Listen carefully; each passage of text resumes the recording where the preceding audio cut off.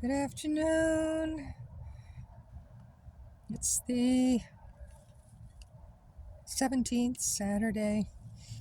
Ooh, cold, dreary kind of day. A little bit of lint on my nose or whatever. Probably lint though, because I got these blankets, and this lint gets all, you can see it on my black wool jacket. It gets all over the place. So there we go. All right. Yes. So it's cold and dreary. There it is. Whatever that was.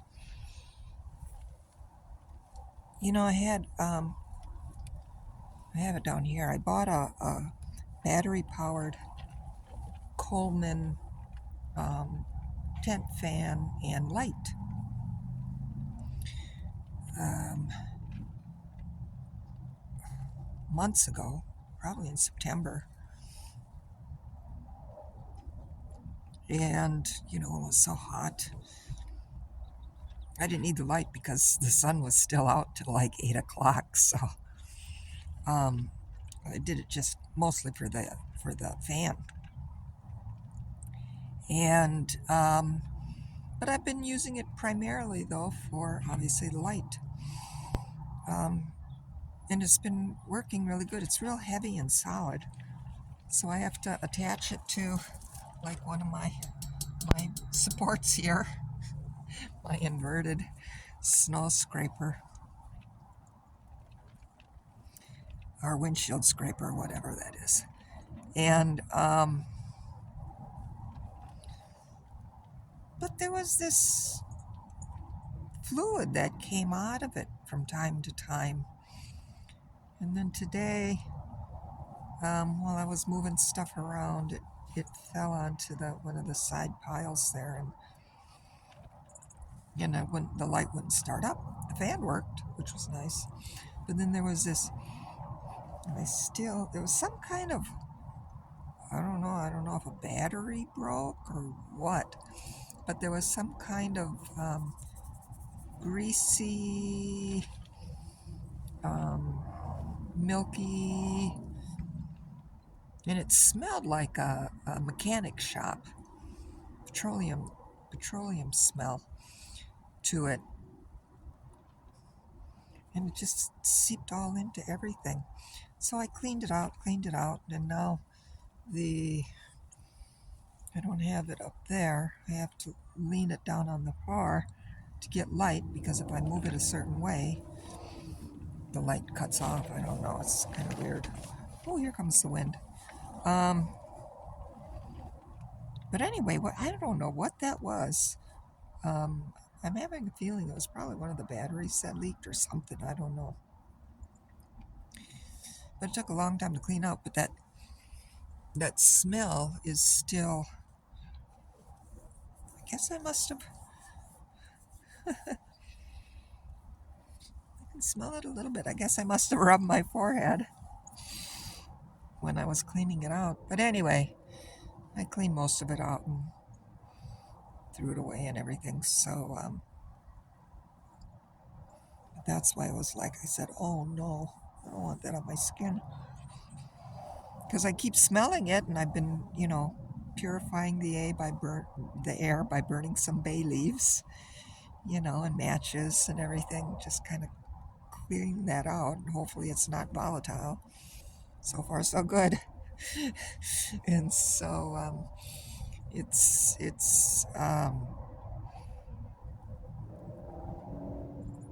I only get light whiffs of it now. Thank God it's not just permeating the tent, but I can still smell it. So anyway, that was it. But today was good, just on the very physical level of once again, just picking out a bag or two and cleaning stuff out, and a lot of cleaning off the condensation and the moisture. Um, the grass continues to grow. The grass continues to grow inside the tent, up through the tarp, the floor tarp, which was really good. But it's also, gosh,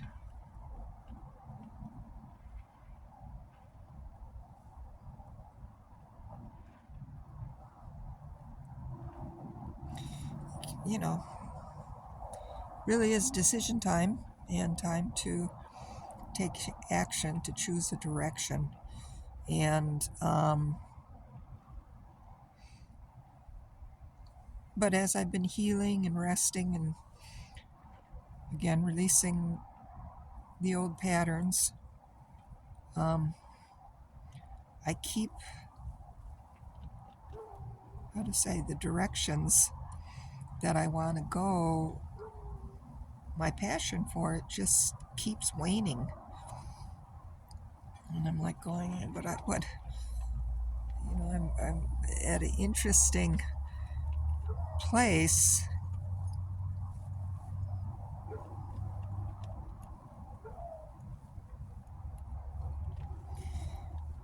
And I listen to like Ojibwa folk stories, some of the different Ojibwa cultural talks of just everyday people up in that area of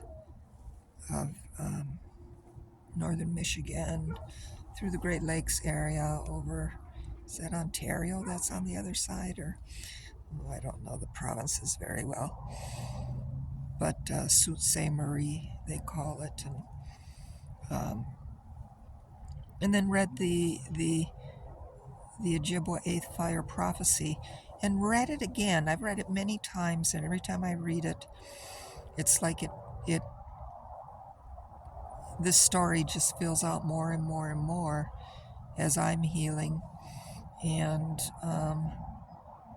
watching the changes and how things are unfolding now. The God, it was like reading the Seven Fires, Ojibwa Prophecy, or they call it the Eighth Fire Ojibwa Prophecy. I posted on my Facebook today.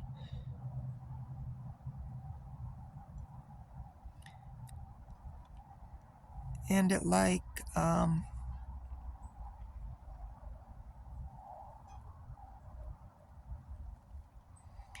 it I just keep hitting this wall or a threshold because I know the ways inside, in my soul and in my spirit, of what they call the Midiwiwin or the Meday spiritual expression, the water drum, the Ojibwa, 7 teachings.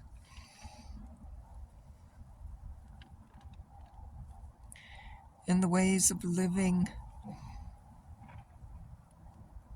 with nature, not dominating her, exploiting her or other people, or it's working in partnership with all of nature and the elements. Living, breathing, intimacy. I'm so grateful to be out here on this hill, even though it's pretty almost haunting today. Most everybody kind of prepared their tents, got a winter advisory for tonight through the night. We'll probably just get snow, though you never know, but chances are we'll get snow. And hold on. Okay. So, but the wind has been pretty, not really severe, but it's been blowing good, which I like because it's drying things out. And so there's a certain beauty watching my fellow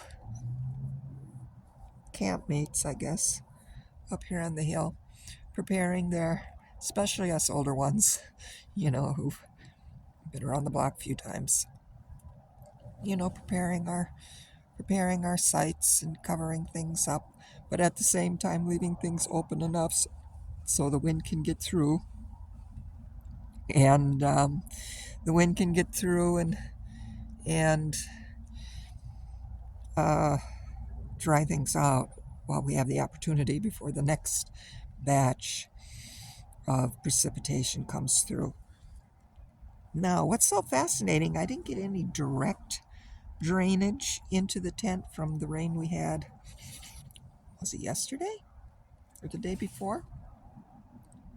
And fortunately, it was light to moderate rain, um, but it was pretty much all day, and so things got soaked. But it's so fascinating because this soil, even though the soil under my tent didn't get direct water or rain on it, like the soil is like a sponge.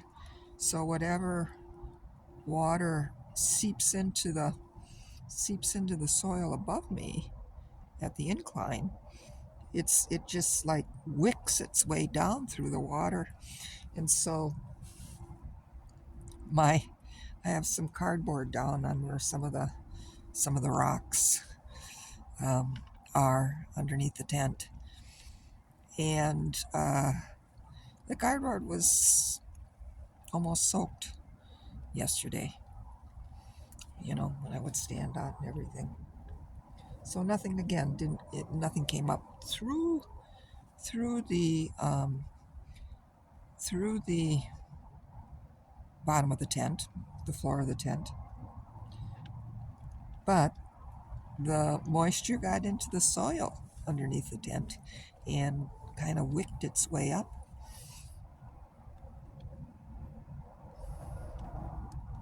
So there we go. But kind of going back to listening to the stories of the traditional Ojibwa ways, and really the passion of the life in my heart, the life that I want to live, and the community governance and working with the land. It's like, oh, geez, how are we going to do that? I just like, it's literally almost like a tsunami of doubt. Boom, that hits me and just go, whew, yeah, this is much bigger than me, what I'm capable of. But I'm going to keep going and just next steps, tending to on days like today when I can't get out and about, just still cleaning up. And there's still more cleaning to do inside my tent and organizing. But then while I'm doing that and then listening, thank goodness for YouTube. And as awful as 5G is, thank goodness for 5G. Because I can listen to some of the elders and some of the teachers and farmers who are doing amazing work and are adapting, and I can learn. I still continue to learn a lot, find ways to live off grid, and on the other side of the collapsing governmental and monetary systems, to be able to create a bit of a lifeboat or an oasis of sorts that we can build upon as the old systems crumble.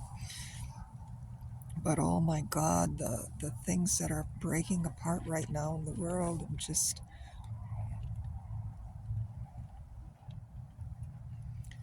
for prayer, and just continuing to trust the earth and my soul, and Great Spirit and those beings who want to help us make this transition, because it's beyond me right now.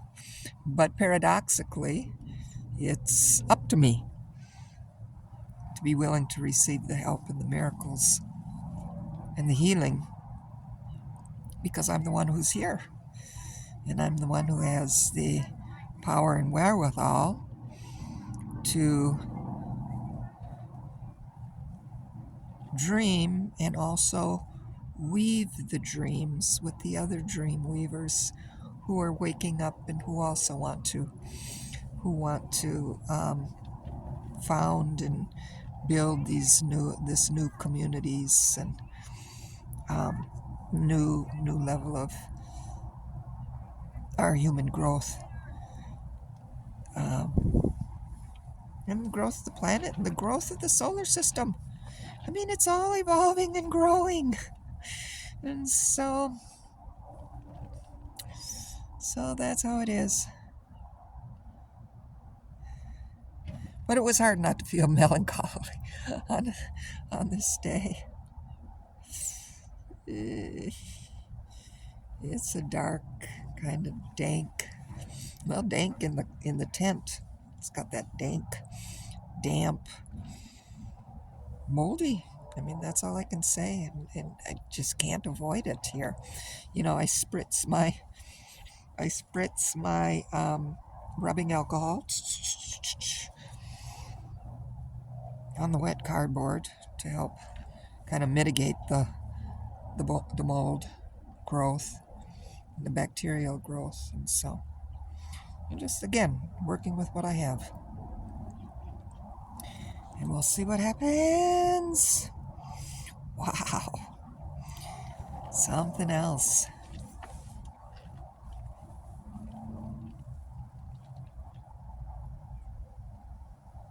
But even though I don't know how this is going to unfold,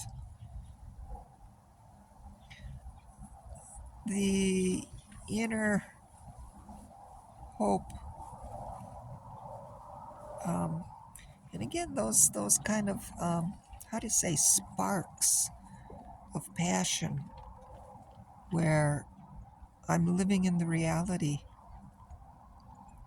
with the people and in nature, where we can live, where we can live in co-creative intimacy with one another, bringing out the best in finding solutions and cleaning things up, healing. There are times when I feel that passion so clearly. Yeah, interesting, my throat. Things are clearing out. So just voicing this, which is fine. It's coming together. But it is a haunting beauty. It really, really is. I don't know if it'll show up on my camera, how things look. That's Eagle Nest. That's it's just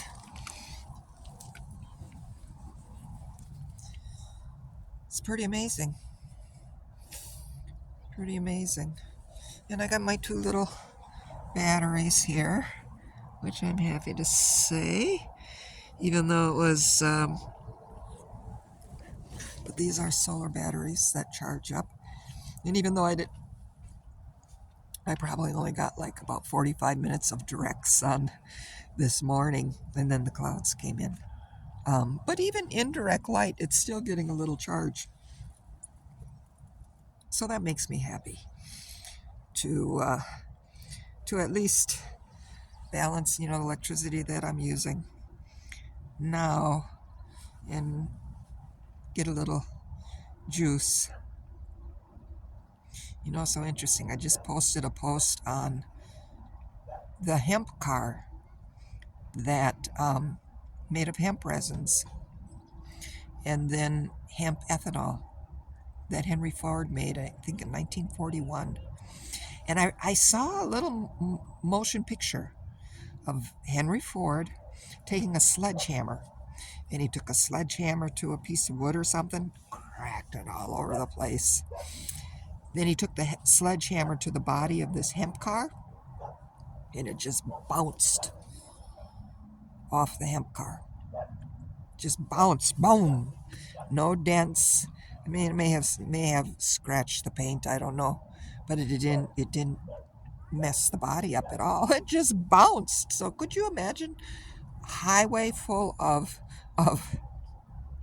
bumper cars? Really, that's really what it was. It was just like bounce and bounce. Like it. That's okay. I'm not going to get started, but it was nice to see that technology already exists. He created it. We didn't have to do all this mining and oil and stuff like that. It could all be done through hemp, which grows. They call it a weed because it grows like weeds. You can just neglect and abuse that plant, and it grows like crazy. It's the best fibers. It's amazing, and it'll grow on the worst soil in the world. You don't need no need for pesticides or fertilizer or anything like that. It's amazing. So anyway, that was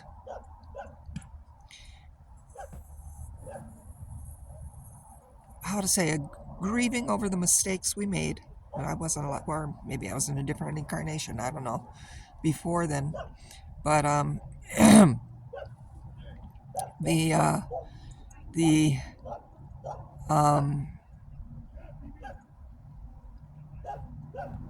but to see it, and it was done, and it brought back, God, that was about 2002 or so, 2003. I saw that little video clip or film clip, and so